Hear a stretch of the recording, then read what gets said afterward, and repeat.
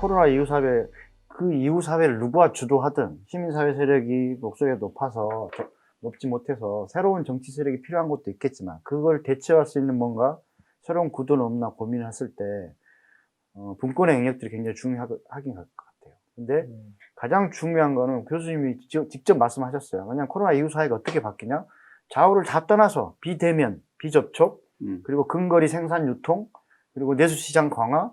내수시장 강화 됐을 때 경기도라든가 광역권의 경제 정책들이 중요해지잖아요, 또. 그렇죠. 그런 부분이 있잖아요. 그러니까 누가 정치를 주도해서 누가 코로나 이후 사회에 전환을 설계를 하든 제가 봐서는 분권을 통한 지자체 관련된 정책이 가장 중요할 것 같아요.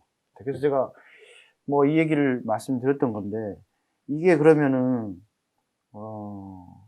얘기가 어느 방향으로 갈지 지방 분권을 통한 코로나 이후 사회 대책들을 활발하게 논의를 좀 해야 되잖아요.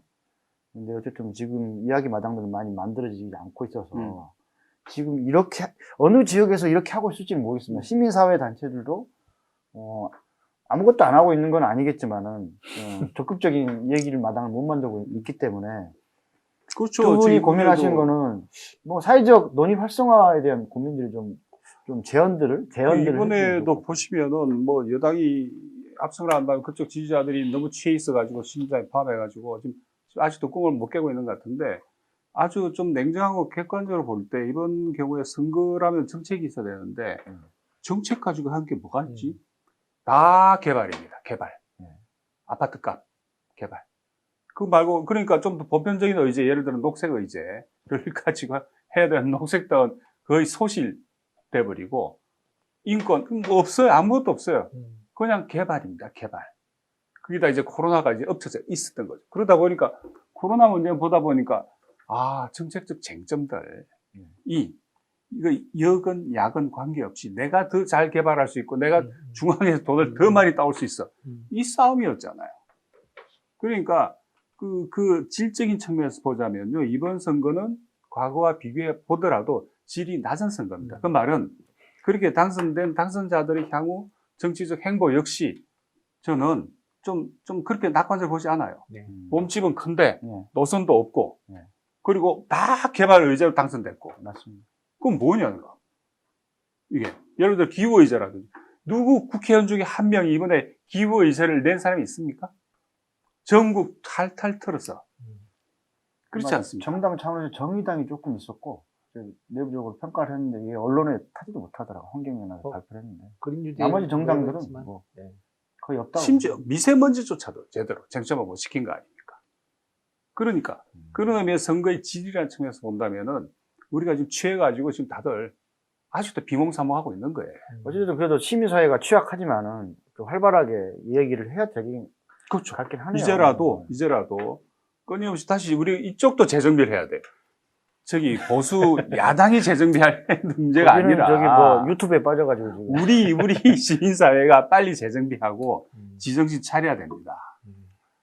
거기서 어떻게 생각하세요? 책임감을 좀 느끼셔야 될 것 같아요. 왜 책임감을 시민사회 레전드 미우연구소 소장님, 어렵지만 언제나 우리 시민들을 믿고 좀 이야기 마당을 만들고 제안하고 돌파를 해야 될 것 같은데 또 코로나 때문에 대면이 또 안 되니까 그런 면도 없지 않아 있죠. 그게 이제 지방에서부터 좀 전국 단위 토론회 몇 번 한다고 되는 게 아니어서 그래서 지방 분권도 얘기했지만은 이 코로나 이후 사회에 대한 활발한 의제 제안을 논의 제안을 이렇게 지역에서부터 좀 이렇게 해가면 어떨까요? 그 방법이 좀 없을까요? 특히 시민사회가 주도하는 방법? 근데 뭐 저는 주도는 아니어도. 그러니까 기존의 전통적인 시민사회 범주로 불렸던 쪽은 지금은 아까 말씀하신 대로 한편은 들어가고 한편에서 이제 힘이 와야 되는 상태. 실제로 시민단체 재정 구조나 뭐 회원 구조도 보면 많이 빠졌거든요. 그러니까 결국 뭐냐면 이게 전통적인 시민사회 단체를 분류된 쪽은 현재 조직력이 굉장히 약해진 상태, 활동력도 약해진 상태고. 그러면 가능성이 없냐 했을 때 또 한국은 약간 또 한국 특유의 되게 뭔가 일이 터지면 울끈 으쌰으쌰하면 또 그러니까 배는 막 또 살아나. 그러니까 결국 이 불씨는 조직적인 게 아니라 이제 문제는 이렇게 타고 사라지기 때문에 이걸 이제 좀 이어갈 수 있는 게 필요한 거고. 아까 말씀하신 거 사실 저는 총선 때 가장 어쨌든 고민이 됐던 게 기후위기라고 하는 되게 심각한 위험 상황이 오고 있는데 아무도 그 얘기는 하지 않고 다 뭐 개발하겠다, 뭐 예타 면제하겠다, 뭐 이런 얘기만 하는 걸로 진짜 당선된 사람들은 공약을 지키는 게 문제지 않습니까? 공약 다 국토부 가려고 네. 국토부 그쵸. 경쟁률이 지금 뭐 맞아요. 완전 상임위 지금 밥 터진다는 거 아니에요? 국토부 지금? 산자부인가요? 네. 그래서 사실 그런 거를, 그러니까 저는 아까 전에서 이제 시민운동이 그동안 뭐 거버넌스나 이런 걸 가지고 이제, 일종의 공동정책 생산을 파트너로서 결합하는 것도 중요한, 뭐 전 의미가 없다고 생각하진 않지만, 어떤 면에서는 그게 제대로 작동하기 위해서는 기존에 원래 시민사회가 많이 했던 게 어쨌든 비판하고 감시하고 견제하는 거였는데, 지금 네. 제가 볼 때는 이 기능이 너무 약하니까 여기에서도 힘을 못 쓰는 거죠. 왜냐하면 자기 원래 힘이 사라진 상태니까 여기 들어가더라도 이제는 뭐 관료나 정치인들이 되게 무시. 그렇죠. 바닥이 그런 약한데 거죠. 무슨 힘을 네. 쓰겠습니까? 그래서 약간 저는 아까 말씀하신 대로 시민사회가 좀 재정비돼야 된다면 좀 이제 본인들 그동안 해왔던 역할을 해야 되고, 그러니까 이 비판과 견제하는 기능을 강화시켜야 되고, 네. 그걸 하는 방식이 저는 좀 기존의 방식은 아니면 좋겠다는 생각은 해요. 왜냐하면 기존의 방식은 주로 한국은 대부분 다 그런 거지 않습니까? 이렇게 동의한 사람들 모이면 창립총회하고 사무국 불러서 간사하고 그다음에 이제 사무국 일 다 하고 회원들은 뭐 이런 구조인데, 그런 구조는 이제 지금은 사실은 잘 안 될 것 같아요. 오히려 좀 약간 새로운 형태의 조직과 만남의 관계 맺음의 방식이 필요하고, 그런 관계 맺음을 통해서 조금은 뭐 사회라고 하는 게 재구성될 수 있는 거라서 좀 어떻게 하면 좀 그런 뭔가 의제를 뭐 예전에 한번 얘기도 하셨지만 이제 의제를 중심에 두되 그 의제만 하는 게 아니라 의제를 통해서 모인 사람들이 좀 약간 그런 것들을 조직적으로 움직일 수 있는 틀을 만드는 거. 약간 이쪽 뭐 새로운 형태의 단체 만들기도 하다라고 생각하는데요. 저런 게 활성화돼야지 저는 좀 이 노선을 잃은, 교수님 표현대로 따르면 네. 노선을 잃은 정치에 좀 뭔가 방향성을 가지도록 압박할 수 있는 힘이 생기지 않을까. 그리고 그런 거 할 때 어쨌든 저는 요즘 보면 한국 사회에 되게 문제는 관료제 문제가 되게 기재부도 사실 문제지만, 사실 뭐 지역에 있어 보시면 사실 지자체 공무원들도 엄청 관료적이지 않습니까? 중앙 공무원 저리 가라 할 정도로. 그러니까 그렇죠. 결국 이 관료들 오히려 더 하지 않아요? 더 심한 경우도 감시 많죠. 더 사각에 네, 있으니까. 네. 그리고 또 사실 또 약간 지역적인 대면 관계, 인간관계도 있고 네. 하여튼 그래서 저 힘든데, 그럼 결국 이 관료들을 습득해내고 관료들을 움직이게 만드는 거는 뭐 저희는 그전까지 해왔던 거 이제 제도 정치로 누군가를 보내가지고 이제 이 관료들을 이제 통제하려고 했는데, 사실 그 통제 방식이 잘 안 먹히는 거고 관료들이 그게 너무 잘 알고 있고, 그러면 또 약간 이게 실질적인 의제의 변화를 가져오기 위해서는 저는 어쨌든 여기도 그러니까 약간 저는 이렇게 얘기하면 좀 그렇긴 하지만 좀 그러니까 시민들의 아까 말씀하신 한국 사회가 되게 디지털화되어 있고 그 교육 수준도 높고 약간 그런 능력들을 참 좀 높으니까 잘 된 게 아니라 이제 좀 재학습의 시기도 필요한 것 같아요. 아까 이게 코로나 시기가 저는 약간 자기 학습의 시기도 돼야 된다고 보는데요. 네.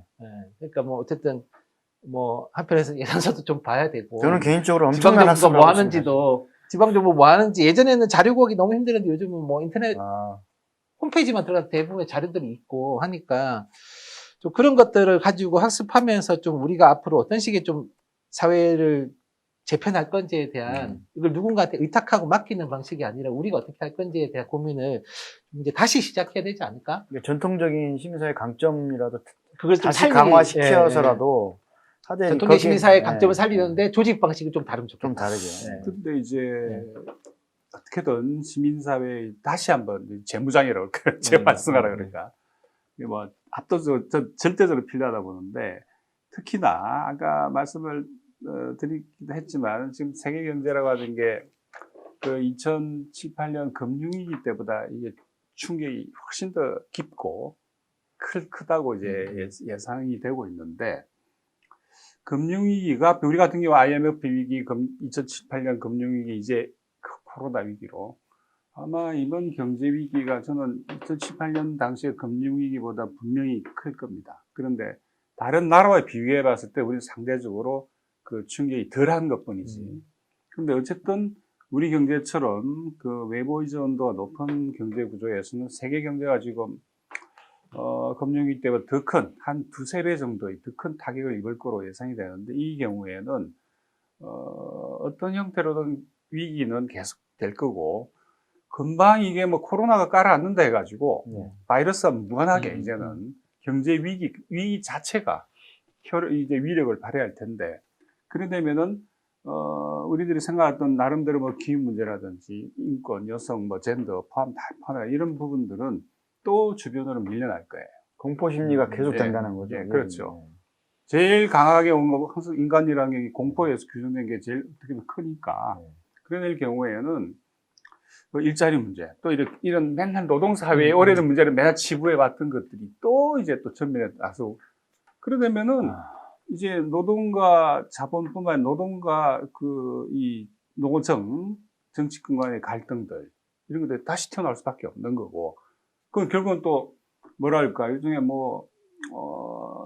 분배투쟁이죠, 또 다시. 그러니까 어떤 방법이든 하성우 소장님 말씀하셨지만은 뭔가 우리가 집중할 수 있는 의제가 중요한 건 사실이네요. 어떤 네. 세력이 주도하든. 그러니까 어쨌든 기본소득을 예.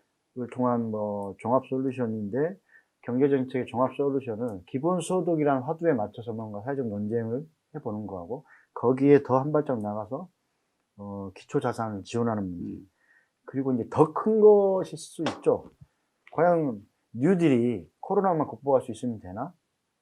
아예 기후위기 극복을 위한 그린 뉴딜로 전 방향 사회 경제 시스템을 바꾸는 쪽으로 뭔가 사회적 합의를 추진해 볼 수 있지 않을까? 그렇죠. 예, 뭐 그러면 이런 것들을 던져지네요. 불평등 문제는 앞으로 이름을 달리한 채로 계속 제기될 겁니다. 근데 불평등 문제도 그 초점을 이 임금에, 그러니까 소득에 둘 거냐, 아니면 자산에 둘 거냐에 따라 가지고 처방이 또 달라지는 거 아닙니까? 그렇죠. 그죠? 네, 맞습니다. 예를 들어서 소득, 베이식 인컴, 기본 소득이 소득 불평등에 대해서 일정하게 치료 효과가 있다 치더라도 자산 부분은 전혀 어떻게 해볼 수가 없는 거거든요. 우리나라가 소득과 자산 불평등, 그러니까. 자산 불평등이 엄청난 훨씬 더 큰 거거든요. 그렇죠. 그렇기 때문에 아까 제가 말씀드린 유니버설 캐피탈 개념, 그러니까 보편 자본이죠. 창업 자금을 통해서 이 자산 부분을 불평등, 양극화를 어느 정도 치료할 수 있는 그런 처방들, 이런 것들이 좀 같이 가야 되지, 어느 한쪽 빼버리면은 여전히 자산 불평등이 그게 핵심인데, 또 손도 못 대고 돼요. 그런 얘기들을 좀 앞으로 해야 되겠네요. 그렇죠. 왜냐하면 실질적인 대책을 세우려면 그렇죠. 사회를 어떻게 바꾸자고 얘기하려면은 그 부분을 얘기 안 근데 하고 지금 마치 기본소득에 무슨 어떤 새로운 무슨 대명사처럼 돼 있는데 그걸 뜯어보면은 그게 또 여전히 허점들이 많다는 거예요. 그걸 가지고 그 하나의 처방 가지고 보는 게 해결된다? 저는 그런 날은 안 올 거라고 봅니다.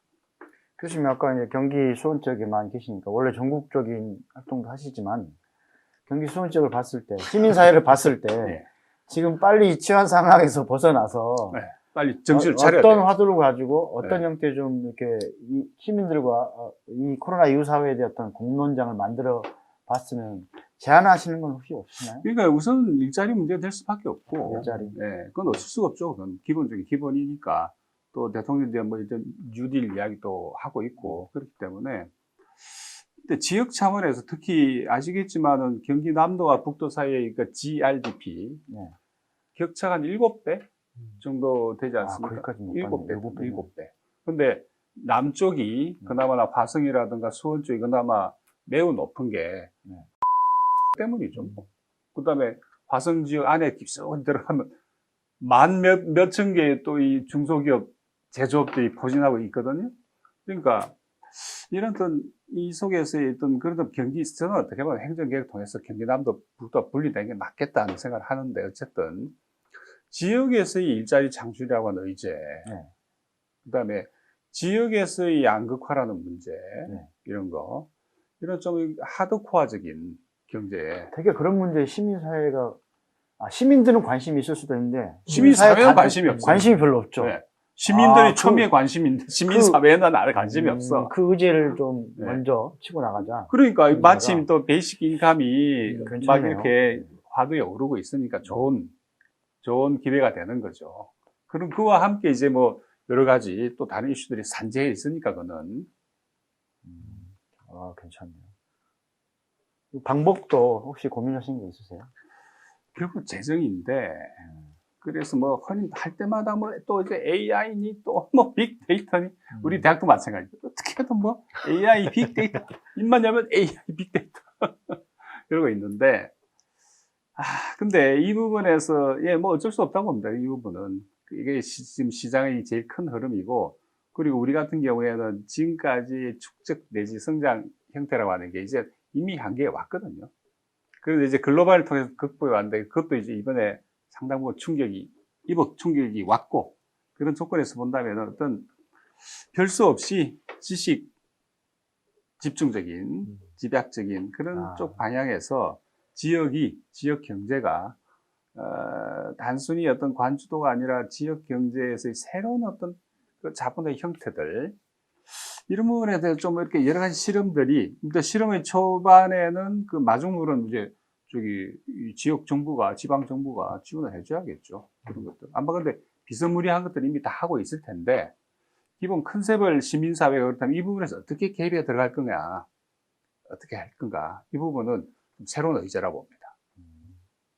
주로 뭐 인권이라든가 뭐 이 노동 중에서도 이렇게 특히 비정규직 이런 데 많이 집중해 왔다고 그런다면 지역 시민사회가 좀 시대의 중심적인 문제에 대해서도 특히 시민들이 가장 관심 있어 하는 부분에 대해서 시민사회도 좀 나름 솔루션도 찾아보고 제안도 해야 될 때가 되지 않았나. 사실 저도 아까 교수님 많이 말씀하셨지만 뭐 기본소득이 솔루션은 아니고 저는 일종의 과정이라고 보는데요. 그러니까 그것만으로 저는 해결될 수 있는 문제는 많지 않다고 봐요. 근데 어쨌든 이게 일종의 뭐 과정을 거칠 수 있는 힘을 어떻게 만들어줄 거냐의 부분인 것 같고 사실 저는 그래서 어떤 면에서는 뭐 일자리도 이게 지금 보면 그렇지 않습니까? 일자리가 뭐 이게 한국 사회는 기계화 때문에 자동화의 영향도 있지만 어떤 면에서는 그 경영합리화라는 이름을 통해서 그냥 사실은 일자리를 인력을 무조건 감축한 거죠. 인건비 비중이 낮추기 위해서 인력을 계속 감축하는 방향으로 가고 그러다 보니까 저는 발생하는 문제가 결국 안전 문제. 뭐 사실은 그 2000년 물류공장 화재 사건도 보시다시피 여전히 우리는 산재나 이런 게 많은 나라에 살고 있지 않습니까? 근데 일단 저는 산재가 많은 이유는 되게 뭐 복잡한 이유도 있지만 어떤 면에서 간단한 이유는 결국 이윤을 위해서 인력을 감축한 거고 결국 그거는 일자리가 더 있을 수 있는데 억지로 일자리 줄여놓은 그렇죠. 상태인 거죠. 결국 저는 뭐 새로운 일자리 뭐 이번에 대통령도 어쨌든 사개부처에서 뭐 한국형 뉴딜 비판이 있으니까 또 그린 뉴딜 했는데 어쨌든 재밌는 관점은 그걸 일자리 관점에 접근하시는 거죠. 그린 뉴딜을 하면 일자리가 어떻게 늘어나는지. 그러니까 하지만 그런 게 저는 실질적인 아마 사람들이 화두가 됐고 저도 그럴 것 같고요. 근데 어쨌든 그린 뉴딜이든 이미 그렇게 감축되어서 불안전한 사회를 만들어버린 문제든 어쨌든 새로 생기는 일자리와 기존에 이미 있어야 하는 일자리들을 저는 뭐 새롭게 만드는 것도 있지만 어쨌든 기존의 것들이 제대로 법 규정을 지켰을 때 확보돼야 되는 일자리도 있는 거고. 있어야 하는 일자리 이 말 좋네요, 진짜. 그러니까 결국 두 명이 해야 될 일을 한 명이 하니까 안전사고가 발생하는 거잖아요.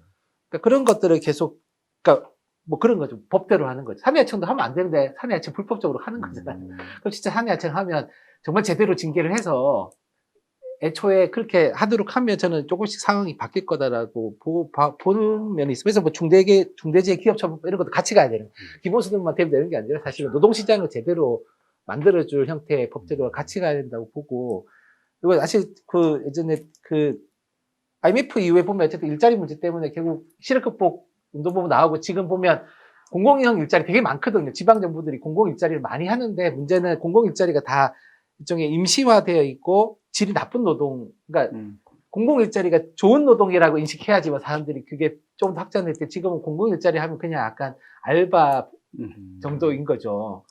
실제로 그러니까 되게 일의 내용도 정말 딱 고수준 정도로 일의 내용을 하는. 그러니까 저는 공공 일자리 형태나 이런 걸 좀 바꿔서 좋은 일자리로 만드는. 그래서 그런 게 확장돼서 사실은 뭐 그게 그린 뉴딜로 갈 수도 있고 지역 에너지 쪽으로 갈 수도 있고 아니면 뭐 지역 돌봄 노동을 조금 더 공공화하는 방향으로 갈 수도 있고 이렇게 될 수 있는 거잖아요. 그런 형태로 전 좀 이 사회적인 논의가 그러니까 좀 이렇게 자기가 새로운 영역도 뭐 그린 뉴딜 같은 새로운 영역에 대한 좀 이제 논의도 필요하고 기존에 이미 있었지만 불안전한 노동에 대한 이걸 어떻게 안전하게 만들 건지도 필요하고 뭐 공공 일자리 같이 또 지방 정부가 사실 뭐 지역 경제 관련돼서 굉장히 많이 돈을 쓰는 게 공공 일자리 부분인데 이것도 그냥 돈만 쓰는 게 아니라 일을 하는 사람들이 그 일을 통해 가지고 뭔가 좀 뭐 노동이라고 하는 말에 걸맞는 뭐 대우도 그렇게 받고 그 노동을 통해서 좀 이제 다른 걸 모색할 수 있는 형태로 좀 그렇게 갈 수 있도록 좀 이렇게 논의하는 공론장들, 지역사회 내에서 네. 논의들이 많이 있으면 좋을 것 같아요. 제가 보기에는 지금 당장 예를 들면 경기도 뭐 일자리 담당 비서관급 뭐 이런 한 분하고 네. 그리고 노동 쪽을 한 분 모셔서 이 얘기를 그냥 이어갔으면 좋겠어요. 솔직히 음. 말씀드리는데 뭐 오늘 마무리해야 될 시간이 돼서 아, 네. 그런데 지금 계속 지금 다음번으로 이어질 수 있는 좋은 얘기들 던져주셔가지고 원래 의도한 바였지만은 자주 와주셔야 되고요. 어쨌든 이 이야기가 지역에서부터 특히 지방 차원에서 또 지방 정부 차원에서 이렇게 많이 좀 얘기가 됐으면 좋겠다는 생각이고 우리 이제 기후위기 생존 TV가 이걸 좀 제안하는 기회라고 보시면 될 것 같고요.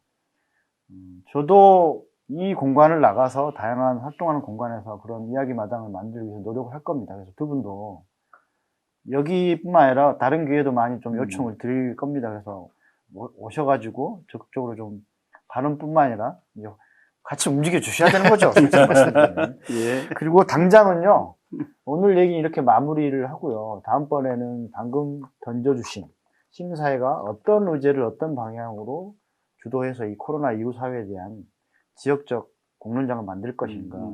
이 얘기를 좀 더 구체적으로 들어가 보는 거예요. 그리고 네. 직접적인 당사자분들, 노동이라든가 아까 말씀 그 경제정책이라든가 이런 부분 당사자분들을 뭐 경기도라든가 뭐 그리고 정치권에서 당선자분 중이라든가 많이 고민을 해야 될 것 같아요. 누구를 모셔가지고 그리고 이제 두 분도 같이 모시면 좋을 것 같아요. 모셔서 좋네요. 좀 한 단계 더 들어가 보는 거죠. 여기서 그 얘기를 좀 해보면 어떨까? 다음 기획 때 제가 이걸 제안하겠습니다. 오늘 좋은 말씀들 많이 해주셨는데 혹시 마무리 발언 하실 건가요? 저는 없습니다. 뭐 안 해도 네. 뭐 많이 말씀하셨기 때문에 다음 기회로 넘기고 어차피 편집될 네, 텐데 뭐. 오늘 이렇게 마무리하겠습니다. 자꾸 우리 감독님이 정면을 보라고 그러시는데 여기는 KBS나 MBC가 아닙니다. 오늘 두 분 패널분들 좋은 말씀 해주셨고요. 자연스럽게 코로나 이후 사회에 대한 논의가 어떤 방향으로 그리고 어느 차원에서 그리고 누가 주도하고 함께 해야 되는지 이런 다음 수순의 얘기를 해주신 것 같아서 다음번에 기후위기 낱낱이 파헤쳐보는 기후위기 이슈 TV죠. 생존 TV 구성하는데 좋은 도움을 주신 것 같습니다. 이렇게 박수 치면서 마치고요. 다음 기회에 자주 뵙는 걸로 약속하는 바로 박수를 치겠습니다. 고생하셨습니다.